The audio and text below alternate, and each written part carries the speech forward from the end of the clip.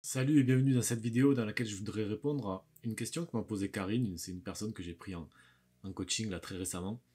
Elle m'a posé une question toute simple, c'est je me demande si je suis faite pour perdre du poids. Ok.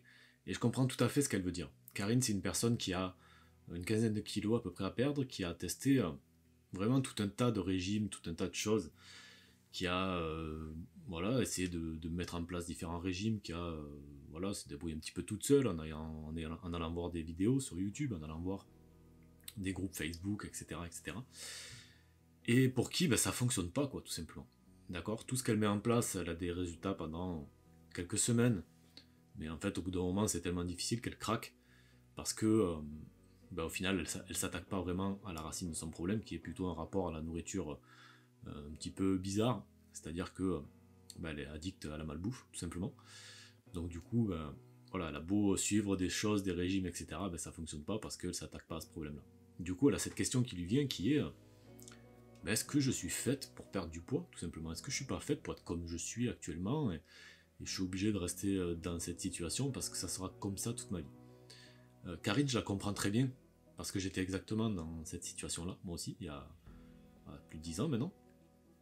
Et avec le temps, voilà, j'ai compris comment euh, perdre du poids de manière durable et je l'ai fait. Et j'ai compris plusieurs choses sur les personnes qui réussissent à le faire. Qu'est-ce qu'elles ont comme traits de caractère qui font qu'elles arrivent à y parvenir, d'accord? Parce que il y a certaines choses à savoir, certaines choses à vraiment à appliquer pour atteindre cet état-là, d'accord?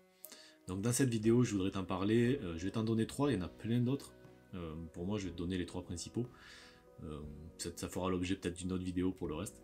Alors le premier point, c'est que toutes les personnes qui réussissent ça, toutes les personnes qui réussissent des transformations aussi grandes, euh, ce sont des personnes qui ont fait d'elles leur priorité. Ce sont des personnes qui se sont choisies. Ok. Qu'est-ce que je veux dire par là? Généralement, et je le vois très souvent parmi les personnes que j'accompagne ou les personnes qui viennent à moi pour voilà, voir si je peux les aider, etc. Ce sont des personnes qui pensent beaucoup aux autres.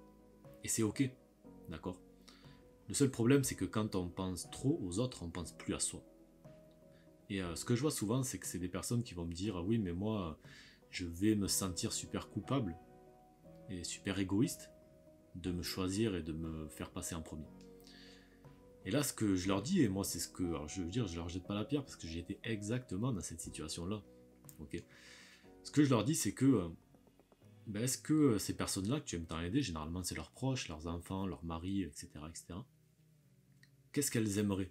Est-ce qu'elles préféreraient te voir libéré de tous ces soucis que tu as aujourd'hui, de tout ce mal-être que tu as aujourd'hui, et te voir heureuse?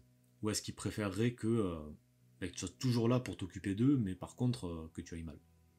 Et la réponse elle est simple. Bien sûr que les gens qui t'aiment euh, préfèrent te voir heureux, quitte à ce que tu sois un petit peu moins là pour eux. Ok. Quand je dis de te choisir, ça veut pas dire être égoïste et ne penser qu'à toi à 100% du temps, et ne jamais être là pour tes proches, au contraire. D'accord? Mais il peut y avoir un temps pour tout ça. Et les personnes vraiment qui réussissent cette transformation-là, ce sont des personnes qui se sont dit: ok, je prends la décision aujourd'hui de me choisir, vraiment avec le cœur, et je prends la décision de faire de cette transformation, de cette perte de poids, une priorité de ma vie. Donc ça, c'est le premier point, c'est la première chose qui fait qu'on peut aller sur ce chemin-là. D'accord? Le deuxième trait de caractère que je peux voir, que j'ai appris à voir moi aussi d'ailleurs, c'est que ce sont des personnes qui sont détachées du résultat. Qu'est-ce que je veux dire par là? Moi, quand j'ai commencé, quand je voulais perdre du poids, j'ai 20 kilos à perdre, je cherchais le résultat à tout prix. Pour moi, c'était: il faut qu'en 3 mois, j'ai réglé mon problème. J'ai telle échéance qui arrive, il y a un mariage qui arrive, il y a l'été qui arrive, etc., etc. Il faut absolument que j'ai perdu 20 kilos en 3 mois, c'est vite, vite, vite, il faut que je me dépêche. Pourquoi je me disais ça? Parce que je me disais: je vais partir dans un régime, euh, je sais que je tiendrai pas trop, ça va être compliqué, parce que j'en ai fait plein avant, et je sais que bon, dès que ça finit, je reprends mon poids. Donc je me lance dans une démarche où vraiment je cherche le résultat au maximum, parce qu'une fois que ça sera fini, une fois que je vais craquer, de toute façon je vais reprendre. Ok. Et tant que tu es dans cet état d'esprit là, tu ne peux pas réussir. Ce que j'ai compris moi par la suite, euh, Voilà, j'ai rejoint un programme transformationnel qui m'a permis de comprendre ça aussi, hein. C'est que c'est pas ton objectif, ça doit pas être le résultat. Ton objectif, ça doit être de kiffer le chemin. Qu'est-ce que je veux dire par là? Euh, Réaliser une perte de poids énorme sur 3 mois pour reprendre le poids juste après, ça sert à quoi en fait? Parce que dans tous les cas, soit tu arrives à la perte de poids et tu es content parce que tu as perdu un peu de poids, mais bon, ça va durer, ça va être éphémère. Soit tu n'y arrives pas, alors là c'est encore pire parce que tu auras fait des efforts, tu te seras mis en frustration totale, en privation totale, et en plus, tu n'auras pas eu de résultat. Donc moi, ce que j'ai compris avec le temps, c'est que pour avoir une perte de poids naturelle qui dure et qui est définitive, quoi, qu'on se dise je vais jamais le reprendre, il faut kiffer ce qu'on fait. Il faut kiffer le chemin et se détacher complètement du résultat. Moi, je le vois dans mon accompagnement. Je propose un accompagnement de plusieurs mois. Et j'ai des personnes qui le rejoignent qui ont des résultats exceptionnels dès l'accompagnement, quoi. Voilà, qui vont finir l'accompagnement en ayant perdu 20-30 kilos, c'est hallucinant, c'est top. Et j'en ai d'autres qui vont perdre peut-être 2-3 kilos par mois, d'accord, qui vont arriver à la fin en ayant perdu au final un peu moins de 10 kilos, ok. Et là, je leur pose la question, du coup, comment tu vois la suite? Et bien en fait, elles me disent, tu sais quoi François, la suite, je la vois super bien, parce que là, on vient de passer quelques mois ensemble, j'ai perdu tant de kilos, j'aurais bien aimé en perdre un peu plus, mais je sais que je vais les perdre en fait, dans la suite. Et souvent, c'est des personnes que je vois qui vont perdre entre, je sais pas, 1, 2, voire 3 kilos par mois, grand max. Sauf que ça dure des mois. Et des fois, je les revois un an après. Et en fait, c'est des personnes qui vont avoir accompli des pertes de poids de 20-25 kilos facilement. Donc la question à se poser aujourd'hui, si tu veux savoir si tu as ce trait de caractère-là, c'est est-ce que tu préfères euh, faire le maximum pendant 3 mois, arriver à une perte de poids de X kilos et tout reprendre au bout de 3 mois, ok, on va dire de 20 kilos et tout reprendre au bout de 3 mois, ou est-ce que tu préfères sur un chemin dans lequel tu prends du plaisir, qu'au bout de 3 mois tu as perdu 9 kilos on va dire, mais que tu sais que cette perte de poids elle va continuer encore des mois et des mois, et que tu vas arriver à un an, tu auras perdu peut-être 20 kilos. C'est quoi que tu préfères? Moi la réponse elle est, elle est toute choisie, clairement c'est la deuxième solution. Et les personnes qui vont vers ce type de perte de poids, c'est les personnes qui pensent comme ça. Moi je le vois dans mon accompagnement, c'est un tremplin en fait. C'est pas une fin en soi. L'accompagnement il te permet euh, de commencer le chemin, de commencer à le kiffer, à apprendre à le kiffer, pour que ça dure des mois et des mois derrière. Ok. Donc ça c'était le deuxième trait de caractère. Les personnes qui réussissent ça, c'est des personnes qui ne se focalisent pas sur le résultat. Ce sont des personnes qui se focalisent sur le chemin et qui apprennent à l'apprécier. Ok. Le troisième trait de caractère, c'est que ce sont des personnes qui sont prêtes à investir en elles. D'accord. Quand moi, pareil, j'ai commencé, je te raconte toujours mon histoire, mais bon. C'était hors de question que j'investisse en moi. Je parcourais des dizaines de vidéos sur internet, je parcourais des groupes sur Facebook. Alors à l'époque, il y en avait un peu moins qu'aujourd'hui, mais il y en avait quand même. Alors c'était plus les forums à l'époque, je sais pas si tu te rappelles. Mais en gros, il se passait quoi? C'est que déjà, je posais des questions sur des forums ou les quelques groupes qu'il y avait, j'avais rarement des bonnes réponses, ou alors j'en avais trop et je savais jamais laquelle utiliser. Donc je testais des trucs, ça mettait des mois, j'avais pas trop de résultats, donc je perdais énormément de temps. Où je regardais des vidéos, il y avait Dailymotion à l'époque, d'ailleurs YouTube n'était pas encore comme aujourd'hui. Et je voyais différents trucs, alors je testais une chose pendant 10 jours, puis ça marchait pas trop.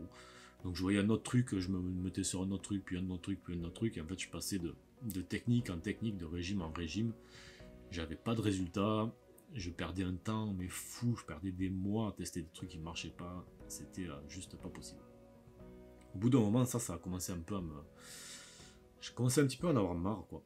Et j'ai voulu prendre un accompagnement auprès d'une personne qui proposait quelque chose qui me ressemblait, quoi. Je voyais bien que c'était ça. Mais bien sûr, il fallait que j'investisse, il fallait que j'investisse mon argent dedans, et ça, c'était super compliqué. Parce que je me disais, si ça marche pas, qu'est-ce qui va se passer? Ok. Voilà, j'aurais perdu cet argent-là, c'était plusieurs centaines d'euros, bon, qu'est-ce que je peux faire? Et j'ai retourné le problème dans tellement de sens et tout, jusqu'au jour où je suis arrivé à me dire, bon, ok, cet argent, je l'ai, c'est sur un compte, j'en ai besoin, on sait jamais, c'est un truc de secours, j'en ai peut-être besoin, on sait jamais si ma voiture tombe en panne, si j'en aurai besoin pour la réparer, voilà, etc., etc., quoi. Donc je me suis dit, bon ok, je prends un papier et un stylo et je vais noter c'est quoi le pire qui peut arriver si, si jamais j'investis cet argent dans cet accompagnement et que l'accompagnement ne marche pas. Parce que si ça marche, alors là, je veux dire, l'investissement il est rentabilisé 100 fois parce que j'aurais retrouvé une vie juste magnifique et ça c'est trop bien. Mais si ça marche pas, c'est quoi le pire qui peut m'arriver? Ok. Alors j'ai commencé à réfléchir, ok, c'est quoi le pire du pire du pire si j'ai plus cet argent de côté? Le pire, ça pourrait être que ma voiture tombe en panne et du coup, j'ai pas l'argent pour la réparer et bon, pour aller travailler, c'est compliqué quoi. Pour chercher du travail d'ailleurs, à l'époque, pour chercher du travail, c'est compliqué. Bon, ok, ça serait quoi le pire, vraiment le pire du pire du pire dans cette situation si tu n'avais pas l'argent pour réparer ta voiture? Le pire, ça serait qu'il faudrait que peut-être que je demande de l'argent à des proches, peut-être à mes parents ou à des amis proches pour qu'ils m'aident, tout simplement, et que je les rembourse derrière. Ok. Et du coup, je le notais. Alors, c'est quoi le pire du pire du pire si tu devais demander de l'argent à des proches? Le pire du pire du pire, ça serait que je me sentirais franchement mal à l'aise de le faire. J'aime pas demander de l'argent. C'est toujours quelque chose sur lequel voilà, j'ai des réticences et vraiment, ça me mettrait un petit peu mal à l'aise. Ok. Et ça serait quoi le pire du pire du pire? De te sentir mal à l'aise comme ça. C'est que de toute façon, je serais obligé de le faire parce que j'aurais pas le choix. Et le pire, je sais pas, ça pourrait être que qu'on me dise non. Ok, est-ce que tu penses que vraiment on va te dire non? Non, non, non. Je pense que mes parents, au moins mes parents, ils m'aideraient. Même j'ai des bons amis, je sais que je pourrais leur demander un petit peu d'aide financière. Je sais qu'ils le feraient, que je pourrais leur rembourser un petit peu après. Ok, ça serait quoi le pire? Le pire du pire du pire de demander ça et qu'ils te disent ok. Le pire, non, il n'y a pas de pire, ça serait cool parce que je pourrais réparer ma voiture et puis la vie continuerait quoi, tout simplement. Et du coup, j'ai noté tout ça. Pour arriver à me poser cette question-là, ça serait quoi le pire qui pourrait m'arriver si j'ai pas cet argent de côté? Et au final, le pire, il n'était pas très grave quoi. Ok. C'était beaucoup plus grave pour moi de rester dans la situation où j'étais, de pas sortir de ma zone de confort pour aller vers une solution, un accompagnement qui pouvait réellement m'aider à m'en sortir. C'était bien pire de pas faire ça c'était bien pire de ne pas investir que d'investir. D'accord. Donc ça c'est le troisième trait de caractère que j'ai pu noter chez les personnes qui accomplissent de grandes transformations, c'est qu'elles n'ont pas peur d'investir en elles parce qu'elles savent que dans tous les cas elles sont gagnantes. Ok. J'espère que ça te parlera, que ça te permettra aussi d'évoluer sur ce genre de choses et sur l'état d'esprit qu'il faut avoir pour réussir. Si tu veux plus de conseils et de vidéos sur ce sujet, je t'invite à t'abonner à ma chaîne, tout simplement. Et si tu veux aller encore plus loin, j'ai créé une formation gratuite.